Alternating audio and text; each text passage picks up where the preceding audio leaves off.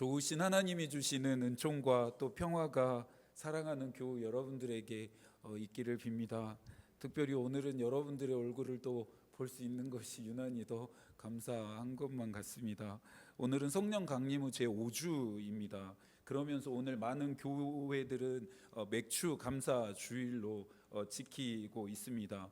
지금이야 실제적으로 보리를 수확하는 광경들을 보기가 어려워졌지만 우리의 선조들은 이맘때 봄에 심었던 보리를 추수하면서 풍성한 결실을 주신 하나님께 감사를 드렸습니다.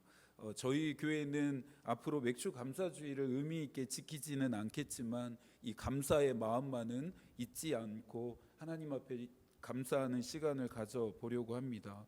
이맘때는 특별히 한 해의 중간쯤 되는 시간이죠. 살아왔던 절반의 시간을 돌아보면서 또 베푸신 은혜에 감사하기도 하고 또 하나님의 말씀대로 살지 못했던 삶을 또 성찰할 수 있어야 합니다. 그러면서 살아가야 할 앞으로의 절반의 시간을 하나님과 또 동행하기로 또 하나님의 말씀대로 살아가기로 결단하면서 주신 은혜와 복을 좀 기대할 수 있어야 합니다. 감사의 마음을 떠올리며 생애 감사해라는 메르세데스 소사의 시를 생각해 보았습니다. 시의 몇 단락인데 한번 들어보시겠어요? 생애 감사해 내게 많은 걸 주어서 눈을 뜨면 흰 것과 검은 것 높은 밤하늘을 수많은 별들 그리고 군중 속에서 내 사랑하는 사람을 온전히 알아보는 샛별 같은 눈을 주어서 생애 감사해 내게 많은 걸 주어서 웃음과 눈물을 주어서 그것들로 행복과 고통을 구별할 수 있게 해 주어서 그 웃음과 눈물로 내 노래가 만들어졌지. 감사한 마음은 우리를 인간답게 합니다. 인간다움이 사라진 세상은 생명마저 사라져서 거칠고 척박한 땅이 되는 것 같습니다. 지금의 우리가 살고 있는 이 세상의 모습과 같습니다. 하나님이 이 세상에 주신 소중하고 아름다운 축복과 선물들이 있습니다. 그런데 그것들은 감사한 마음을 가진 자들에게만 그 모습을 드러냅니다. 그것들로부터 얻는 기쁨은 감사한 마음을 가진 자들에게만 찾아갑니다. 탐심과 정욕을 향해 달려가던 숨가쁜 발걸음을 멈추고 저희 모두가 감사할 이유들을 하나씩 찾아보았으면 좋겠습니다. 그렇다 보면 저희가 이미 많은 것을 받았고 또 이미 많은 것을 누리고 있음을 발견하게 될 것 같습니다. 우리의 감사한 마음이 최종적으로 어디를 향해야 할까요? 하늘입니다. 하늘이 허락하지 않고 내어주지 않으면 우리가 아무것도 가질 수 없고 누릴 수 없기 때문입니다. 언제나 우리의 하늘이 되어주시는 하나님께 찬양하고 감사한 마음을 저희가 잊지 않아야 합니다. 시편 136편의 노래가 저와 여러분이 부르게 될 노래가 되기를 소망합니다. 시편 136편 26절입니다. 하늘에 하나님께 감사하라. 그 인자하심이 영원함이로다. 지난 주일은 호렙산 같은 교회라는 주제로 말씀을 나누었습니다. 호렙산은 모세가 하나님을 만났던 곳이었습니다. 하나님이 모세를 만났던 곳이라고 말하는 것이 더 정확할 것 같습니다. 교회는 사랑하는 교우들과 만나서 즐거운 교제를 나누는 곳입니다. 이 교제는 세상에서 얻을 수 없는 힘과 또 위로와 안식을 얻게 하는 것 같습니다. 그래서 예수께서도 두세 사람이 내 이름으로 모인 그곳에 함께 하시겠다라고 말씀하셨습니다. 그런데 교회는 사람만 만나는 곳이 되어서는 안 됩니다. 교회를 오는 가장 중요한 목적은 하나님을 만나기 위해서여야 합니다. 예배 안에서 또 찬양과 기도 안에서 섬김과 헌신 안에서 그리고 조금 전에 나누었던 교제 안에서 우리는 하나님을 볼 수 있고 하나님을 만날 수 있어야 합니다. 그런 점에서 교회는 하나님을 만나게 되는 호렙산 같은 곳이 되어야 합니다. 우리 교회는 호렙산 같은 교회가 되어서 저희 교회에 오는 모든 자들이 하나님을 만나게 되기를 소망합니다. 아브라함의 하나님, 이삭의 하나님, 야곱의 하나님이 호렙산에서 이제 모세 너의 하나님이 되어 주시겠다라고 하셨던 것처럼 우리 교회에 나오는 모든 사람들에게 그 하나님이 우리의 하나님, 나의 하나님 되어 주심을 경험하게 되는 그런 호렙산 같은 교회가 되었으면 좋겠습니다. 오늘은 이런 교회 되게 하소서 세 번째 시간입니다. 오늘의 주제는 갈멜산 같은 교회입니다. 혹시 산을 좋아하시나요? 산에 진심인 분들은 산에 오를 준비를 하는 것만으로도 마음이 설레기 시작한다고 합니다. 그러나 산을 좋아하시지 않는 분들은 올라가면 다시 내려와야 할 것을 굳이 왜 그렇게 힘들게 올라가는지 모르겠다라고 말하기도 하죠. 여러분들은 어느 쪽이신지 모르겠습니다. 성서에 나오는 산은 지형적인 의미를 넘어서 특별한 의미를 가지고 있습니다. 이스라엘 백성들의 세계관 안에는 이 산이라고 하는 장소는 신이 머무는 신성한 장소, 신들이 살고 있는 집이라고 여겼습니다. 하늘과 가장 가까이 맞닿아 있는 곳이었기에 자신들이 믿는 또 자신들이 경외하는 하나님이 산에 거하신다라고 믿었습니다. 이러한 그들의 생각을 아셨던 하나님은 늘 특별한 일을 행하시기 위해서 특별한 사람들을 이 산으로 초대하셨습니다. 그러니 성서에 나오는 산은 하나님이 자신을 드러내시며 말씀하시고 영광과 능력을 나타내는 데에 하나님이 즐겨 사용하시는 장소였습니다. 저는 우리 교회가 이런 교회가 되기를 소망합니다. 하나님이 자신을 드러내시고 또 말씀하시고 하나님의 영광과 능력이 날마다 부어지고 나타나는 그런 하나님이 특별하게 사용하셨던 이 산들과 같은 장소가 저희 교회가 되기를 꿈꾸고 있습니다. 지금부터는 서둘러서 함께 갈멜산으로 가봐야겠습니다. 하나님의 포도원이라는 뜻을 가진 이 갈멜산은 이스라엘 북쪽에 위치했다고 합니다. 지중해 연안의 항구 도시였던 하이파를 끼고 있었고요.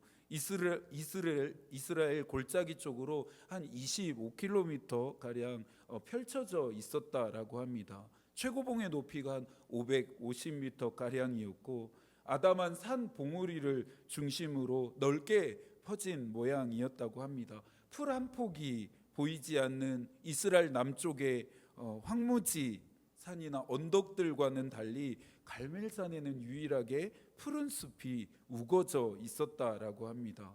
산 정상에 오르면요, 이스라엘에서는 보기 드문 푸른 이스라엘 평야가 훤히 보이는데 이 평야 너머에는 하이파가 보이고 또 맑은 지중해까지 한눈에 들어왔다라고 합니다.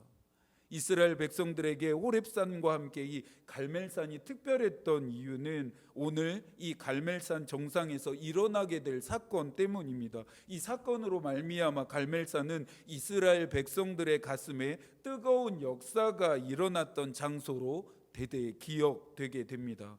그 사건은 하나님으로부터 돌아섰던 이스라엘 백성들을 돌이키게 했던 이스라엘 백성의 역사에서 놀라운 전환이 되었습니다. 오늘 우리가 읽은 열왕기상과 다음에 이어지는 열왕기하는 이스라엘 왕들의 이야기가 기록된 책입니다. 우리나라의 조선왕조 실록 정도로 생각하면 될 것 같습니다. 이스라엘 왕들에 대한 평가가 이 열왕기서에 기록되어 있다라는 것입니다. 조선 시대의 왕이든지 또 오늘날의 대통령이든지 그들에 대한 기록을 남길 때에 가장 신경 쓰는 부분이 무엇일까요? 바로 그들의 업적입니다. 무엇을 이루었고 또 무엇을 해냈고 얼마나 많은 것을 했는지를 빼곡하게 기록할 수 있으면 기록할 수 있는 대로 최대한 많이 그들의 업적을 기록하게 됩니다. 하지만 열왕기서는 이런 생각과 다른 관점으로 읽을 수 있어야 합니다. 열왕기서의 저자가 왕들의 정치적, 경제력 또 외교력이나 그들이 이룬 업적, 그들의 성공과 실패를 중요하게 다루지 않고 그것을 평가하고 있지 않기 때문입니다. 그렇다면 이스라엘 왕들을 평가하는 열왕기 저자의 기준은 무엇일까요? 하나님의 백성의 왕으로서 마땅히 해야 할 일을 했는지, 왕으로서 하나님이 기뻐하시는 일을 했는지, 백성들로 하여금 하나님을 경외하도록 했는지입니다. 열왕기서에 나오는 수많은 왕들을 평가하는 기준들이 바로 이것이었습니다. 그렇다면 이스라엘 왕들 중에서 오늘 우리가 만나게 되는 아합에 대한 평가는 어떤지 한번 살펴볼까요? 열왕기상 16장 30절에서 이렇게 말합니다. 오므리의 아들 아합이 그의 이전의 모든 사람보다 여호와 보시기에 악을 더욱 행하여. 아합은 이전에 악을 행했던 왕들보다 가장 악했다라고 말합니다. 지금까지 행했던 수많은 악을 행했던 왕들보다 아합이 여호와의 보시기에 가장 악했다라고 말하고 있습니다. 그가 얼마나 악했는지를 알기 위해서는 16장 25절도 함께 읽을 수 있어야 하는데요. 오므리가 여호와 보시기에 악을 행하되 그 전에 모든 사람보다 더욱 악을 행하였다라고 이야기하고 있습니다. 오므리가 나옵니다. 아합에 대해 이야기하고 있죠. 놀라운 것은 악을 행하였던 오므리와 아합이 부자지간이라고 하는 사실입니다. 아들인 아합은 이보다 악한 왕이 없다고 할 정도로 가장 악했던 아버지인 오므리의 악행을 뛰어넘고 있습니다. 오므리가 행한 악이 무엇이라고 말하고 있습니까? 이스라엘 역사의 악한 왕의 시초인 여로보암을 따랐다라고 말합니다. 이스라엘 백성들로 하여금 하나님의 말씀을 떠나 죄를 짓게 하고 우상까지 만들게 하면서 하나님을 화나게 만들었던 것이 바로 아합의 아버지인 오므리 왕이었습니다. 그런데 아합은 여로보암의 죄를 따르는 정도가 아니라 오히려 그 죄를 뛰어넘고 앞지르고 있습니다. 이방신을 섬겼던 제사장의 딸인 이세벨을 왕비로 삼고 우상인 바알에게 예배합니다. 하나님의 왕이, 하나님 나라의 또 하나님의 백성의 왕이었던 이 아합은 바알을 예배하는 신전까지 이스라엘 땅 전역에 세우게 됩니다. 우상들을 위한 신전을 세우게 됩니다. 그의 악행은 그 어떤 왕들보다 심해서 하나님을 진노하게 합니다. 하나님의 분노를 사게 했습니다. 저도 담임 목사로서 우리 교회의 역사에 기록이 되겠죠. 그러면서 나는 어떤 목사로 후대에 기록이 될까 가끔 생각해 보게 됩니다. 어떤 목사로 생각되고 또 기억되면 좋을까? 설교를 잘하는 목사, 뛰어난 목사, 많은 은사들이 있었던 목사, 이런 것들보다는 목사로서 마땅히 해야 할 일을 했고 하나님이 기뻐하시는 일을 하려고 또 했고 교우들로 하여금 하나님을 경외하도록 또 애쓰고 또 도왔던 목사로 기억되면 참 좋겠습니다. 그거면 충분하겠다 싶습니다.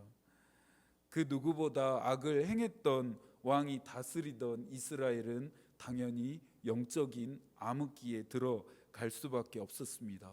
하나님이 말씀하시는 것이 끊어지고 하나님의 역사가 더 이상 일어나지 않는 땅이 되었습니다.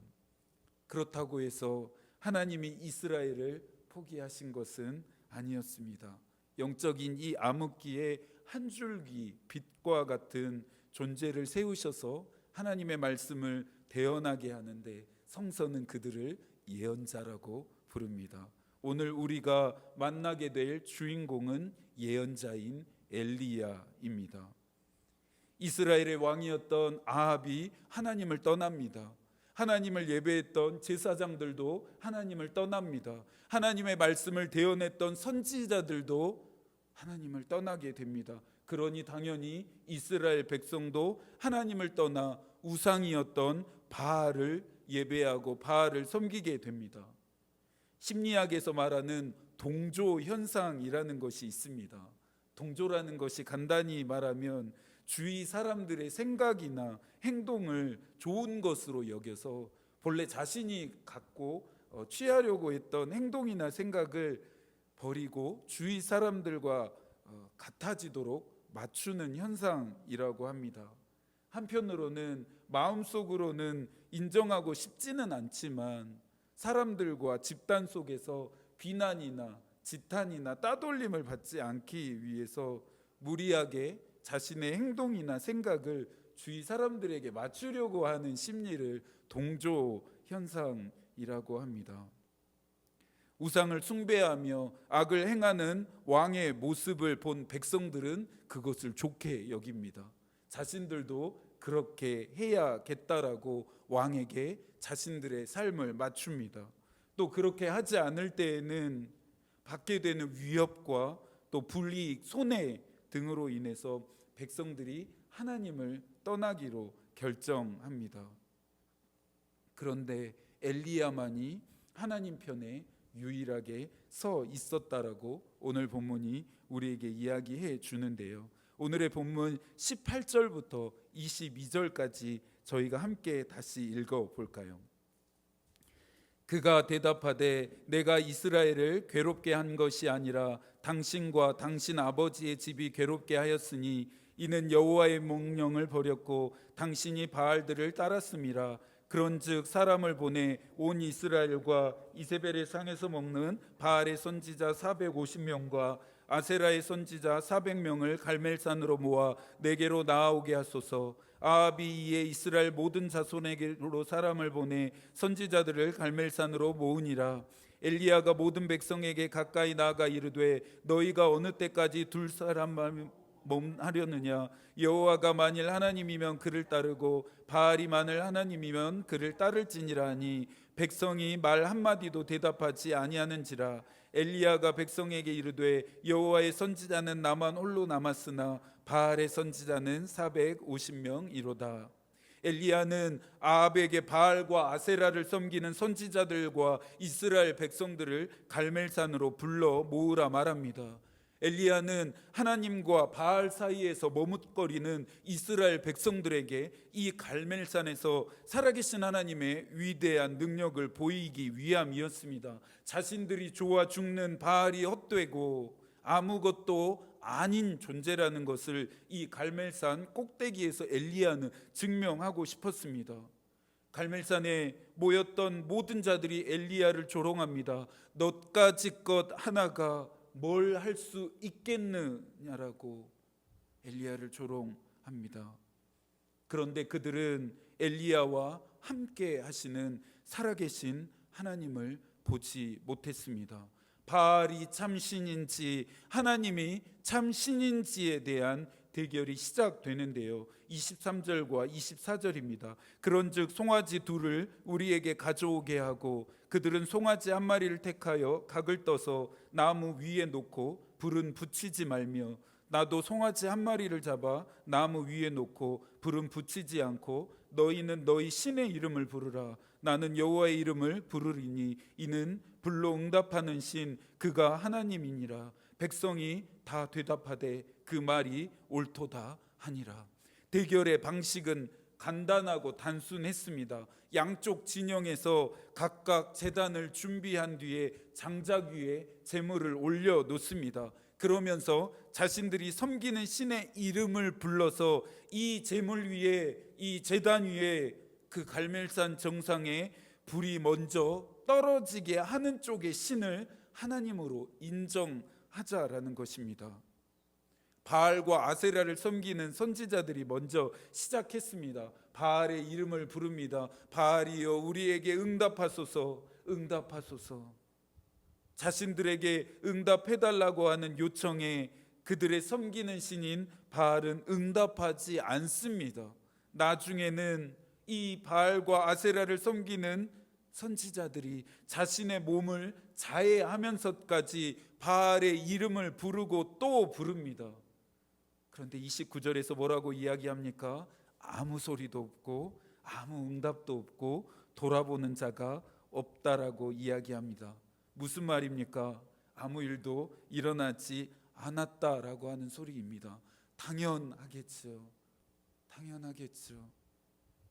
이제 엘리야의 차례가 되었습니다.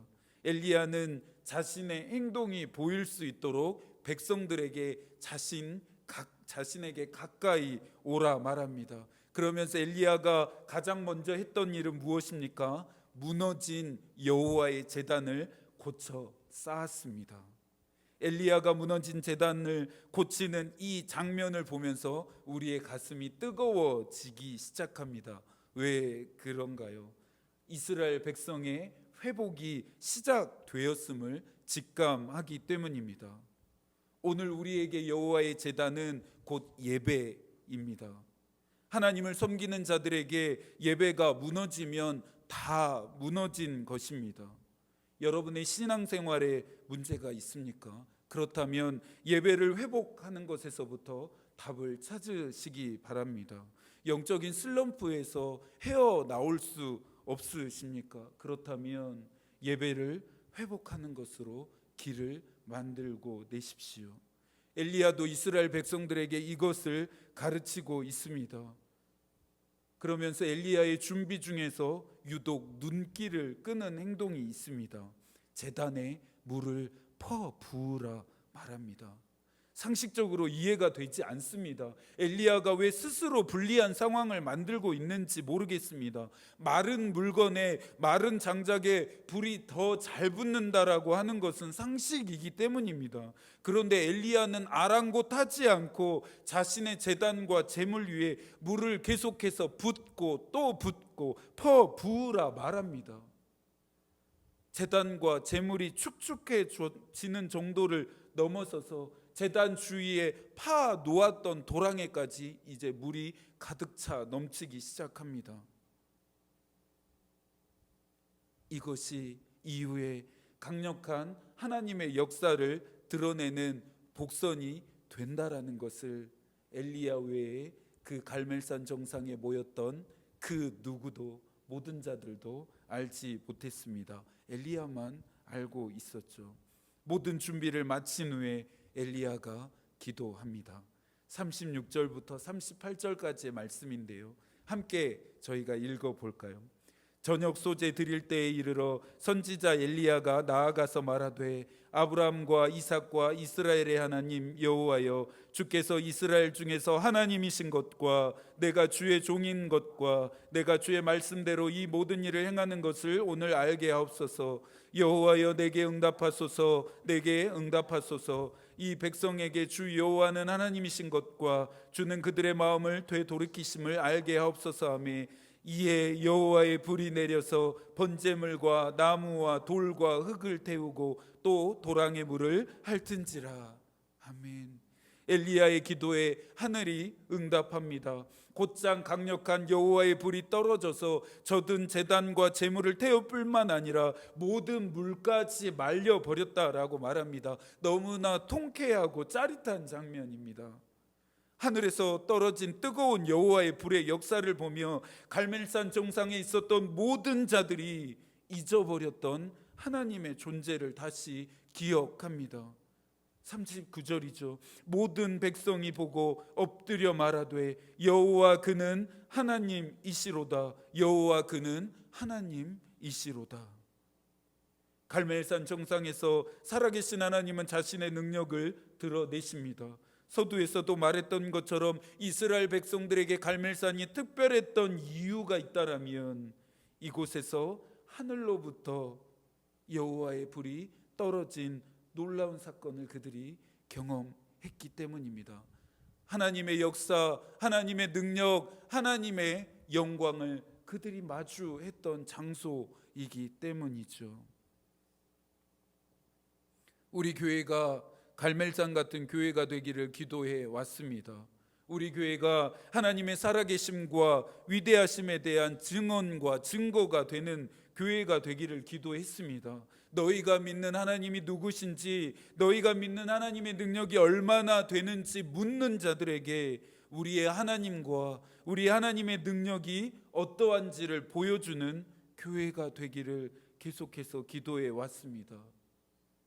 엘리야의 기도에 응답하셨던 것처럼 이 제단에, 이 장소에, 이곳에 와서 기도하는 모든 자들에게, 예배하는 모든 자들에게 여호와의 불이 떨어지는 것과 같은 강력한 역사가, 하나님의 일하심이, 응답이 있을 수 있기를 매일 아침마다 저는 기도하고 있습니다.